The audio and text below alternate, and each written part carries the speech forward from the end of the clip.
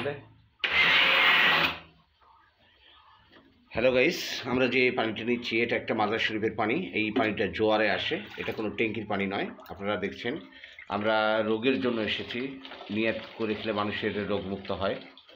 এটা দিনাজপুর জেলা পার্বতীপুর থানা মধ্যপাড়া ইউনিয়নে একটা মাজার শরীফ রয়েছে। সেই মাজার শরীফে এই পবিত্র পানি ওঠেন। এই পবিত্র পানিটি যে কোনো রোগ থাক দেহের মধ্যে, যদি খাস দিলে আল্লাহকে স্মরণ করে সেবন করা যায় তাহলে রোগ মুক্ত প্রত্যেকটা মানুষের হয়। আমরা এর আগে এসেছিলাম, পানি নিয়ে গিয়েছি, অনেকটাই উপকৃত।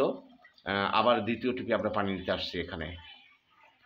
শুধু আমরা না, এখানে হাজার হাজার মানুষ আসে, পানি নেয়, এই পানিটি সেবন করে, তারা রোগমুক্ত হয় এবং বছর শেষে সিন্নি সালাতের জন্য মানুষ এখানে আসে। এই মাজার শরীফের মধ্যে মাদ্রাসা রয়েছেন, মসজিদ রয়েছেন।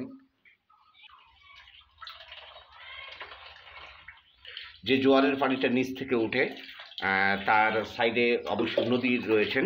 এটা জোয়ারের পানি, এটা কোনো মেশিন দ্বারা তোলা হয় না, এটা সম্পূর্ণ জোয়ার থেকে উঠে। মাজারের পাশে নদী রয়েছেন, এই যে আপনারা নদী যেটা দেখতেছেন এটা হচ্ছে একটা নদী।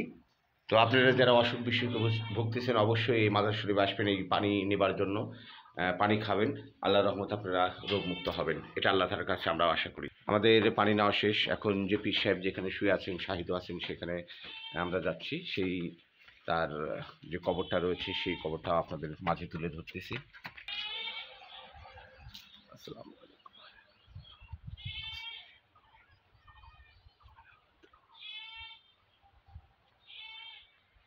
এটাই সেই অলিয়া উলিয়ার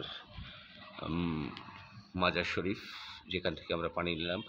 এখান থেকেই জোয়ারটা গিয়ে ওখানে পানি জমা হয়।